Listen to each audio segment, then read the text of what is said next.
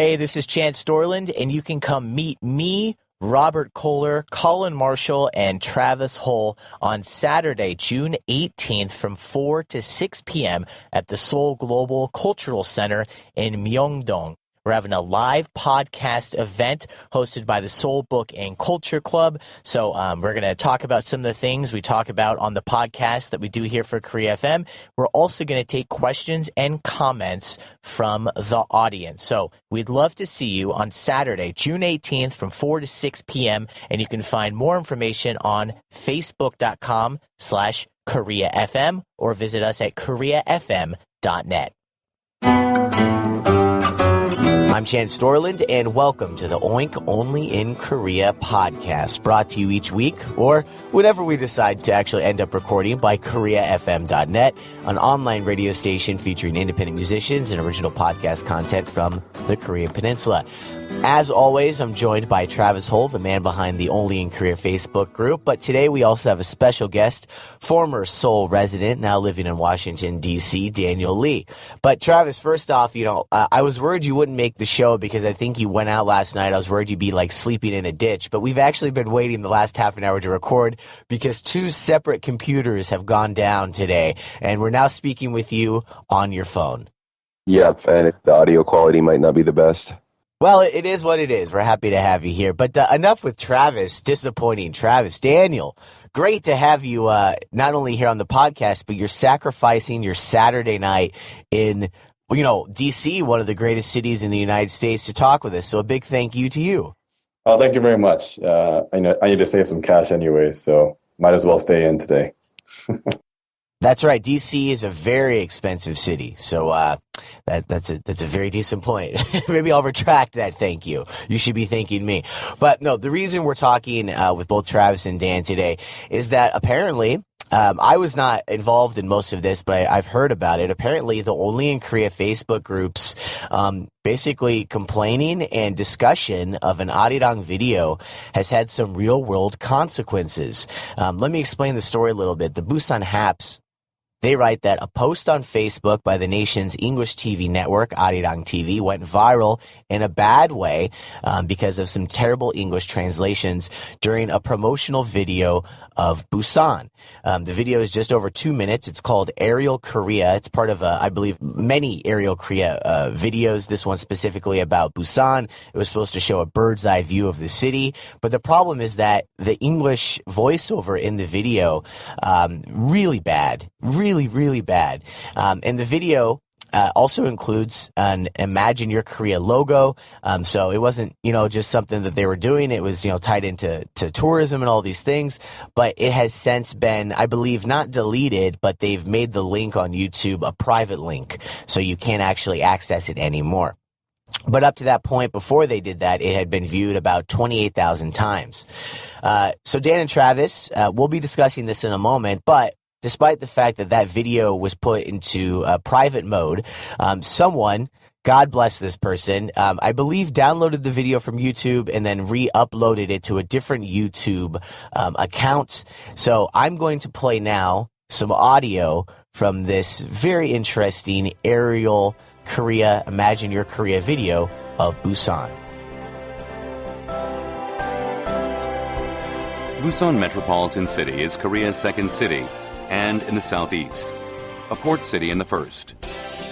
About facing across the Straits of Korea and Japan, it is the center of overseas trade. Gwang-Ande-gyo Bridge in the east. There are Sentum, which are skyscraper.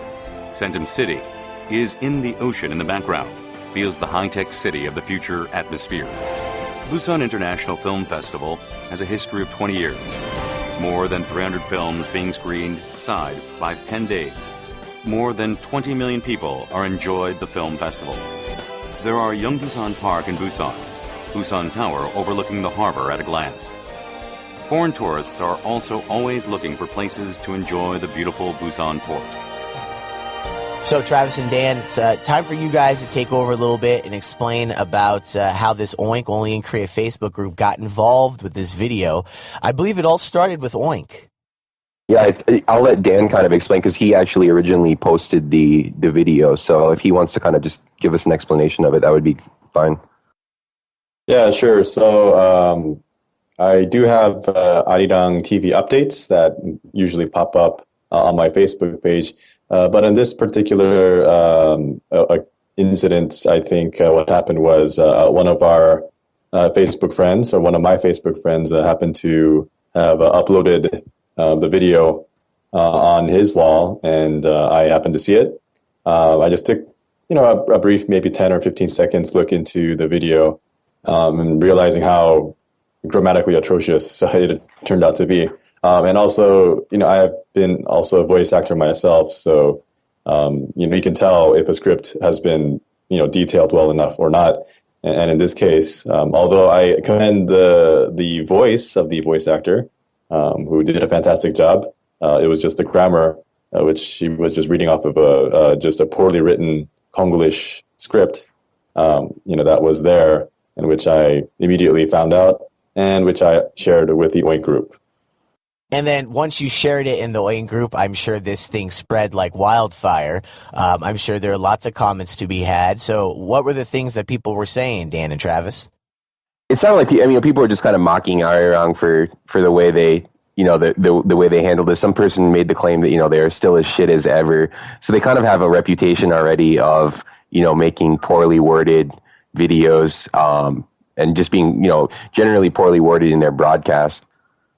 Now, Dan, you've done some work for Arirang, so what are your impressions of this? Do you think that's fair? Is Arirang not known for high-quality video broadcasting radio? I guess it depends on the department. I would say, obviously, they're not, this particular department, definitely I saw some, deficiencies in terms of the quality, because, the way they run these types of documentaries it's that they outsource them to third-party companies, right? So once they do so, these companies will just get a certain sum of lump money from Arirang, which in this case, it didn't seem like it was a lot, because they didn't invest much into the editing process. Yeah. Even the lump sum of money they used here wasn't that big.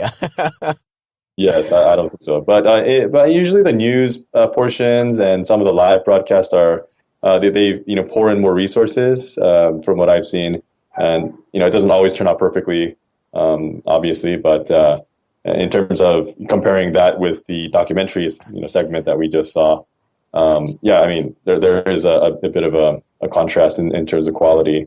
But overall, I think Arirang just has a reputation of being disorganized, not being intact in terms of grammar, and just having just a little bit of not so professionalism in terms of their journalistic abilities. My impression of watching Arirang TV or listening to Arirang radio is really it just sounds and looks like a news station. It looks like people don't have that much experience, or they don't have a lot of what would you call it? When you watch someone on it's the channel 12 news at 10, and there's just a lot of confidence in the people that you see and the people that you hear. I don't see that. I don't hear that in Arirang. And then, to be fair, I don't see and I don't hear that from a lot of the English broadcasting here in South Korea. But I think it's obvious that Arirang is near the bottom, if not at the bottom itself.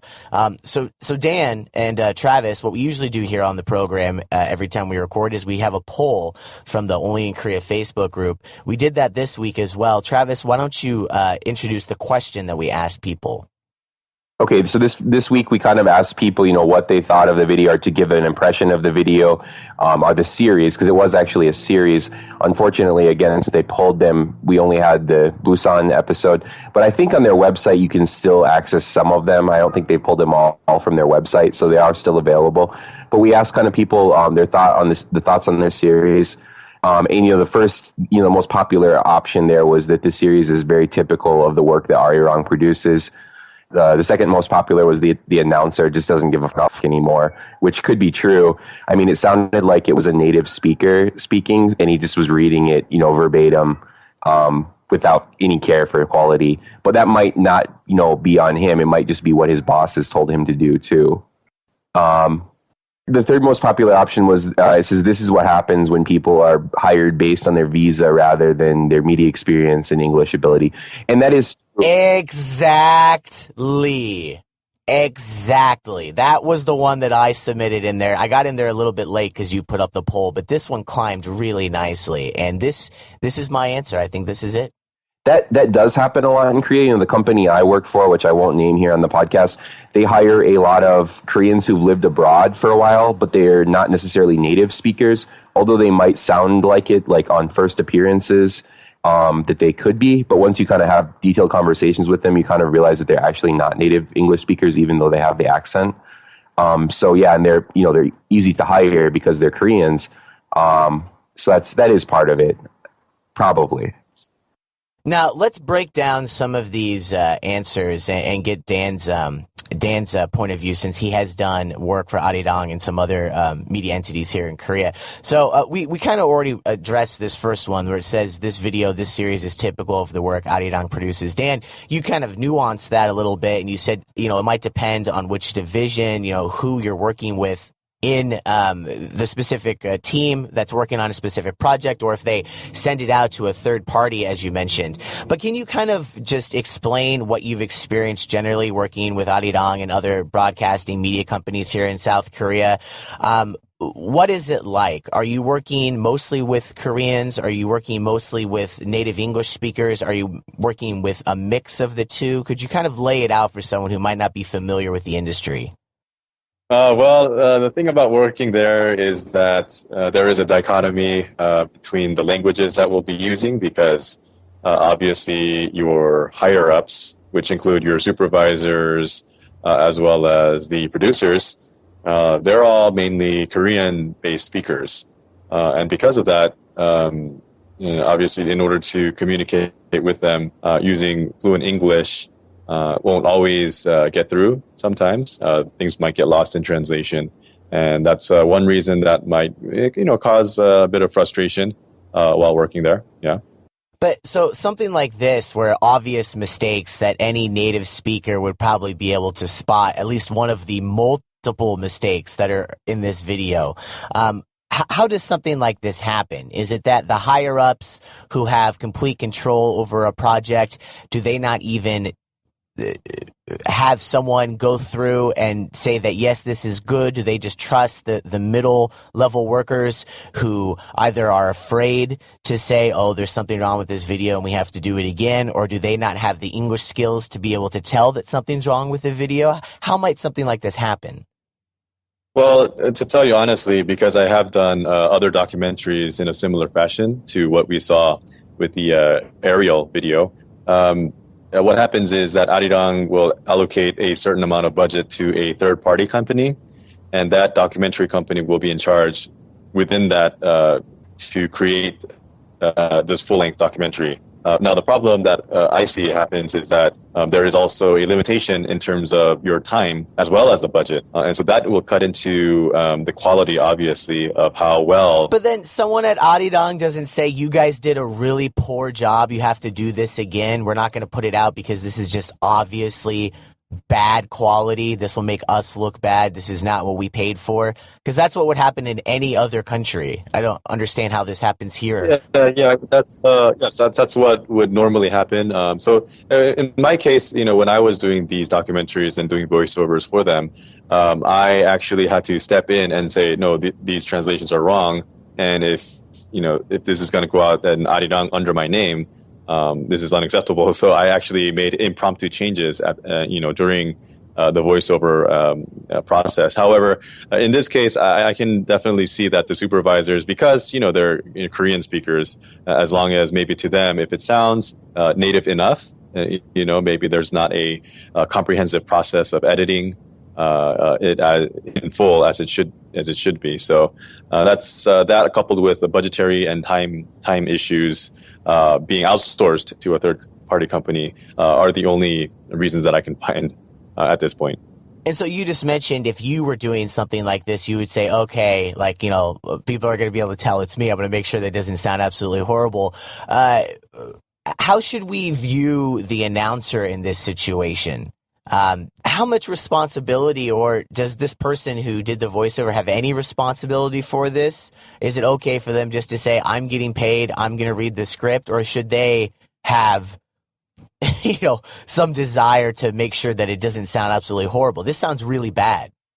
Yeah, in my case, I obviously did them a favor by making the voiceover sound grammatically correct and more native. However, in this case, I'm just thinking that the voiceover artist, whoever he happened to be, pretty much gave up on that aspect because he's not getting paid any more to edit in-house, under the time that's been allocated to him. And so I don't think he found any reason to provide any more services other than just the voiceover, because the script that was given to him was already so bad. And then finally, the third most popular response here on this poll, which, as I said, was the one that I wrote. I want to ask you about this, and I don't mean to put you on the spot, but since you're in a different position than someone like myself, let's try to see what we both think about this. So the third response was, this is what happens when people are hired based on their visa rather than media experience and English ability. I work here in South Korea, and I work with a lot of people. Some people are more capable than others, but a lot of the people that I work with don't have a lot or don't have any media experience either in Korea. This is the first time they've been involved with something media-wise, or they have a little bit of media experience, but it's only been here in Korea. Even if they're a native English speaker in their home country, maybe they had no training, they had no background in it. Maybe it's a Korean worker who, like I said, completely competent, a good worker, but just doesn't have the background, doesn't have the knowledge or the training. So I have studied broadcasting in college. I've worked in broadcasting on and off for the last 10 years or more. So Dan, you are smarter than probably I'll ever be. You have a PhD. You are a professor. You were a professor here in South Korea before you recently moved to the United States.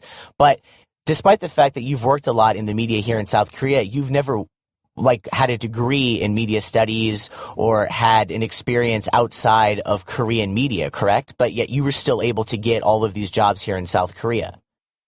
Yeah, that is correct. I think one of the advantages that I had was obviously I got into the media industry in Korea.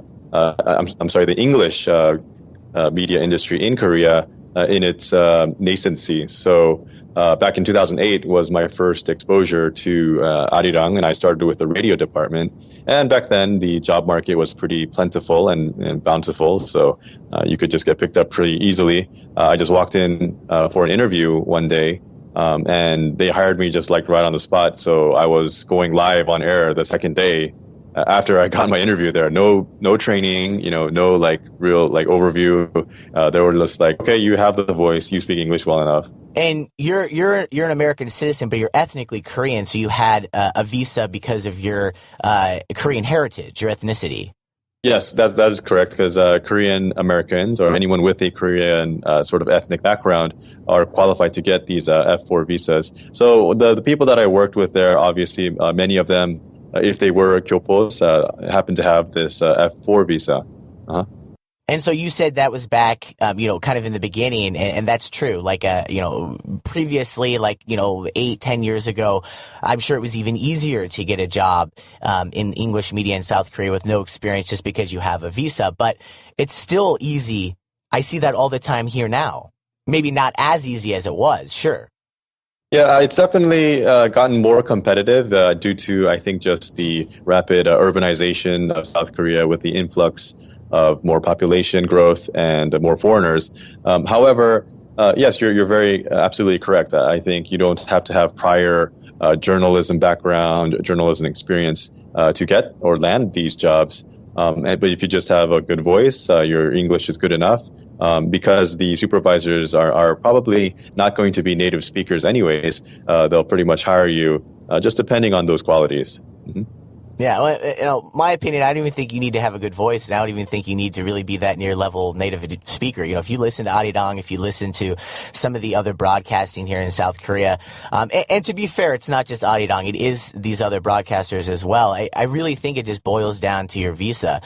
Travis, we haven't heard from you in a while. You're someone who is not ethnically Korean, but you've been here, so long. You have an F visa as well. What's your perspective on this? Do you see this in the English teaching industry as well, where maybe people are getting hired even if they're not trained as teachers, or if they are not actually, native speakers, but, maybe they're close enough that someone might not be able to tell, or maybe someone doesn't care if they're not native speakers because they're just trying to hire someone for a project that they're in charge of, and they just need to find a body. Yeah, you see it. You see it both in media and in English education here. You basically, they're looking to fill those slots, and they're pretty much willing to hire anyone who specifically has a visa. That's the most important thing a lot of times, because they don't want to go through the process of applying for someone to get a visa and having them to do all the paperwork related with that. So it's just a lot of times easier for them to hire someone with an F visa, whether or not they're qualified or not. You see it in radio too. I'm not going to name the radio station, but I had an interview with a radio station here in Korea, and the most impressing thing at the interview was that they wanted to look at my visa status. And from what I've heard, there's people who get into radio here all the time. They have no experience in radio, but since they have F visas, they're willingly hired on by these companies just to fill those slots. And so now that this has happened, this is actually a little bit of a kind of like an old news item. This happened, I believe, a few weeks ago. And then, we wanted to have Dan be part of the discussion. And so, we pushed it back a little bit. And so once again, Dan, thank you for speaking with us. But where do we see this going forward? It wasn't so long ago that the Korea Times published an article that was like, Chicago Bears win Stanley Cup. And then that made like ESPN, that got covered all around the world because obviously the Chicago Bears are not playing hockey.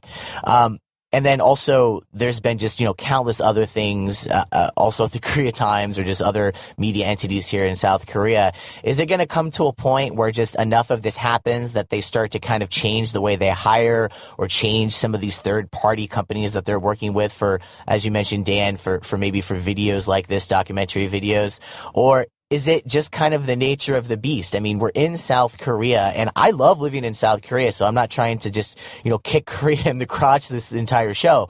I understand English is not the language that is used here on a daily basis in most situations. So is this just kind of the way it is going to be when you have so much English attention in a country that most people can't speak English, and even if they can speak English, they're not at native level?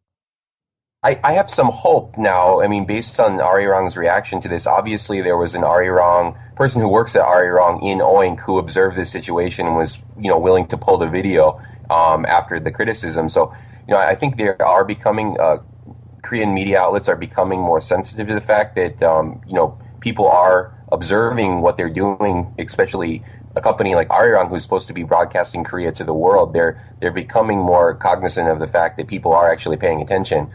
So I do feel like there's some hope there. I don't know if it'll change quickly, but it seems like they are willing to change. Dan, what do you think? Obviously, you're not here in South Korea anymore, but you have years of experience working with large companies here in Korea. Might something change? Yeah, I think it's not just an Arirang issue. This is definitely an all across the board issue in Korea. And as long as the higher ups, they don't decide to change their ways, then the problem will persist. But the fact that Arirang was able to take actions to take down that video was pretty unprecedented, so that might be a sign of change. That might be a sign of, people are actually observant of what we're making, and they are critical of the type of quality that is being put out there. So, I'm hopeful that will lead to more improvements, especially as Korea, itself becomes more internationalized. Well, I think that'll do it for this discussion. Once again, thank you so much to Daniel Lee for calling in from Washington, D.C. It's great to have your perspective. And yeah, man, it's nice to talk with you. Best of luck with your new adventures in the Capitol. Thank you. And then, Travis, great to have you on the show as well. But I think I got to eventually here give a thanks to your girlfriend. I'm going to edit all the shenanigans out of this podcast, but we've had to go from 2 different computers you were using to your phone, and now you're finishing on your girlfriend's computer, and you sound wonderful. So God bless your girlfriend. I used 3 computers today to do this. 3 computers and a cell phone to get through this episode. So it's been a technically challenging episode to record here. I'm not going to say that Arirang knew that we were going to do this episode, but, I don't know. 3 computers, maybe someone's hacking your computers right now, man. Maybe made some enemies with all those posts in OinK. I think Skype's a bit unreliable sometimes. I think Skype's a bit unreliable. All right, we'll blame Skype. That's fine. That's not a Korean company. We can blame Skype. All right. Well, yeah, thanks a lot to both of you guys. And, good discussion. And, Dan, hope to have you again in the future sometime down the road. Best of luck to you, gentlemen, over the next couple weeks. Thank you.